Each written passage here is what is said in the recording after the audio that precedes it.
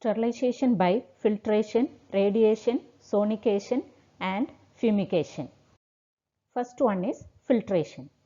Filtration is a method used to sterilize the fluids that are damaged or denatured by heat, irradiation or chemical sterilization. The fluids are filtered using membrane filters. This method is effective in sterilizing heat-labile pharmaceuticals and protein solutions in medicinal drug processing. For this process, filter pore size of about 0.22 micron is used for efficient removal of microbes. To remove viruses from the biologics, nanofilters with nanopore size of about 20 to 50 nanometer is used. Smaller size of pores in the filters lowers the filter rate by blocking the pores. In order to prevent this premature blockage problem, pre-filtration is suggested. The advantage of pre-filters is it protects the small pore membrane filters. Examples of such filtration is tangential flow filtration and alternative tangential flow system, which reduces particle accumulation and blockage. Filters used are commonly made up of mixed cellulose ester, polyether sulfonate, etc. The filtration equipment or filter setups are available as pre-sterilized disposable units in sealed packagings, or it must be sterilized by autoclaving before use. The apparatus should be checked for integrity before and after use.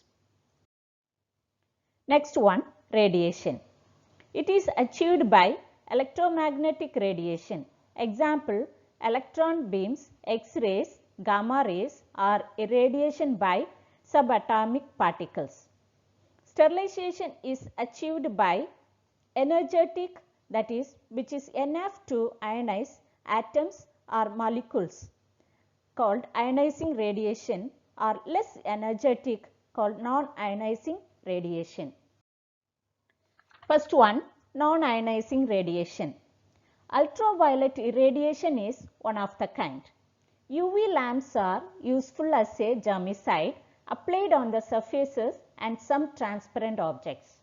The interiors of biological safety cabinets, aseptic chambers, laminar airflow hood, etc. are sterilized using UV rays before and after performing procedures. It is ineffective in shaded areas and areas with dust. It damages plastics such as polystyrene foam for prolonged exposure. The mode of action of UV rays are by damaging the DNA of the cells. Next one, ionizing radiation. One of this kind is gamma radiation. Gamma radiations have very good penetrating power. It is used to sterilize disposable medical equipments like syringes, needles, cannulas and IV sets and packaged foods. Usually, cobalt-60 or cesium-137 isotopes are used to emit these rays. Another type is electron beam processing. This method provides much higher dosing rate than gamma or X-rays. Due to the higher dose rate, less exposure time is needed and thereby any potential degradation to polymers is reduced. Because electrons carry a charge, electron beams are less penetrating than both gamma and X-rays. Facilities rely on substantial concrete shields to protect workers and the environment for radiation exposure. High energy X-rays allow irradiation of large packages and pallet loads of medical devices. They are sufficiently penetrating to treat multiple pallet loads of low density packages with very good dose uniformity ratios. X-ray sterilization does not require chemical or radioactive material. High energy X-rays are generated at high intensity by an X-ray generator that does not require shielding when not in use. X-rays are generated by bombarding a dense material such as tantalum or tungsten with high energy electrons in a process known as Bremsstrahlung conversion. Irradiation with X-rays, gamma rays or electrons does not make the materials radioactive because the energy used is very low. Normally, at least 10 mega electron volt is required to induce electroactivity in a material. Example, neutrons and high energy particles can make the materials radioactive. These rays have very good penetration, whereas low energy molecules have very poor penetration. Next method is sonication. Ultrasound, that is very high sound energy, usually 20 to 40 kilohertz, is used to agitate a fluid. It kills the organism by damaging their membranes. The working time varies based on the object to be cleaned. Time varies from 3 to 6 minutes, can also exceed to 20 minutes. Ultrasonic cleaners are used to clean many different types of objects including jewelry, lenses and other optical parts, watches, dental and surgical instruments, tools, coins, fountain pens, golf clubs, fishing reels, window blinds, firearms, car fuel injectors, musical instruments, gramophone, records, industrial parts and electronic equipments. Next method is fumigation. It is a process of gaseous sterilization used to kill or prevent the growth of microorganisms in air, surface of wall and floor. This technique is widely used in pharmaceuticals, operation theatres, hospitals, hotels and offices. The process is done by filling the area to be sterilized with gaseous fumigants, which makes the microbes and pests to suffocate or poisoned. Examples of fumigants: formaldehyde, paraffin, 1,3-dichloropropene, chloropicrin, methyl isocyanate, hydrogen cyanide, sulfuryl fluoride, iodoform, methyl bromide and fumigation equipments. First one, formaldehyde. Formaldehyde is a chemical with a pungent and irritating odor. It is a colorless chemical. It is a gas at room temperature. If it dissolved in water, it forms a hydrogen methane diol. A saturated water solution that contains about 40% formaldehyde by volume or 37% by mass is called 100% formalin. A typical commercial grade formalin may contain 10 to 12% methanol polymerization, which is added to suppress oxidation. Formaldehyde at approximately 5% in a solution with water is used as fumigant and disinfectant in hospitals. The mode of action is by alkylating the amino acids and sulfhydryl group of proteins and purine bases, thus kills the microbes. In order to get more effect, the gas should be dissolved in the film of moisture. For this, the relative humidity in the order of 75% RH and temperature above 22 degrees Celsius is applied. Methods of fumigation. One of the method is electric boiler fumigation. In this, for each 1000 cubic feet of area, 500 ml of formaldehyde is added in 1 liter of water in an electric boiler. After filling the boiler, switch on it and immediately leave the room and close the door. After 45 minutes, switch off the boiler without entering into the room. We should not enter the room immediately after the procedure because formaldehyde is an irritant. Another method is potassium permanganate method. In this method, for every 1000 cubic feet of area, 450 gram of potassium permanganate is added in 500 ml of formaldehyde. This procedure is done by placing 5 to 8 balls in different sites with equally divided parts of formaldehyde and equally divided potassium permanganate. This causes auto boiling and generate fumes in closed area.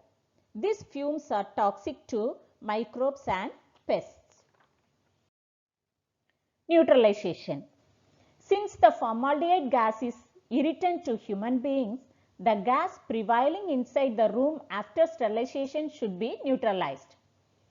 The residual formalin gas with ammonia. This is done by exposing 250 ml of ammonia per liter of formaldehyde used. Ammonia solution should be placed in the center of the room and leave it for 3 hours to neutralize formalin gas. Next one, Pastine. Pastine is the chemical formula with pH 3. It is a colorless, flammable, toxic gas. Due to its flammable nature, the use of Pastine is restricted. Pure Pastine is odorless, whereas technical grade samples have unpleasant odor.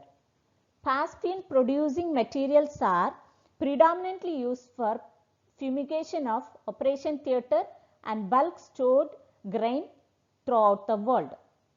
It is available in phosphide of magnesium and phosphide of aluminum formulations. When these formulations are exposed to heat and moisture, Pastine, a highly toxic gas, is released. The time required for release of Pastine will vary with temperature and formulation.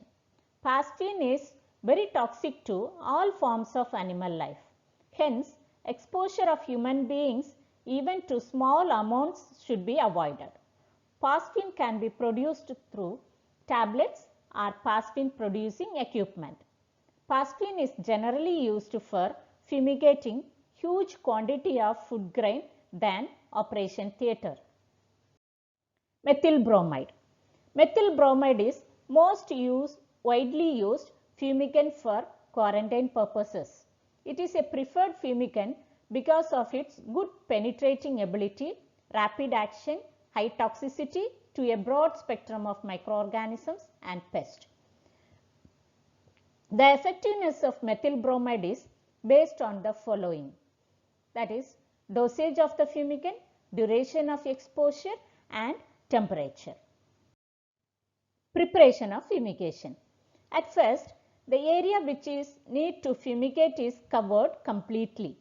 Then the fumigant is allowed to release inside the sealed area. The gas released percolates through the space and acts on the microbes and pests and kills them.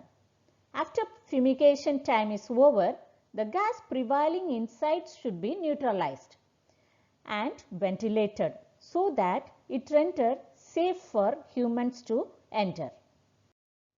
Precautions to be followed during fumigation. Windows, doors should be closed. AC and AHU should be switched off before starting fumigation.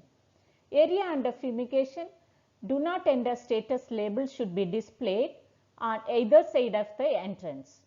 Fumigants are irritating and toxic to human eye, nose and throat. Therefore, use of nose mask and goggles while doing fumigation is advisable. Under certain conditions, formaldehyde can react with hydrochloric acid and chlorine containing disinfectants such as hypochlorites to form chloromethyl, a potential lung carcinogen. HCl and chlorine containing disinfectants must therefore be removed from areas before fumigation. Check levels of residual fumigant in the room with suitable air monitoring equipment. The procedure is best carried out overnight. After a period of not less than 12 hours, the room must be well ventilated. Operation theatre is usable only when the level of formaldehyde is less than 2 ppm. Personal care while fumigation. Adequate care must be taken by wearing cap, mask, foot cover, spectacles. Formaldehyde is irritant to eye and nose, and it has been recognized as potential carcinogen. Immediately leave the room after the initiation of fumigants. So the fumigating employee must be provided with personal protective equipments. Advantages of fumigation. Fumigants are toxic to all forms of life. Therefore, it is possible to control all life stages of microorganisms. Fumigation is often the quickest way of controlling an infestation, saving time and money. Fumigants can reach where sprays, dust, aerosols, etc. cannot reach. Reduced residue problems in treated areas. Fumigants are used where standards call for zero microbial tolerance in products or living environment. Disadvantages of fumigation. Generally, formaldehyde is used for operation theatre fumigation. Based on the available evidence in OSHA's record on formaldehyde, it determines formaldehyde as is genotoxic, showing properties of both a cancer initiator and promoter.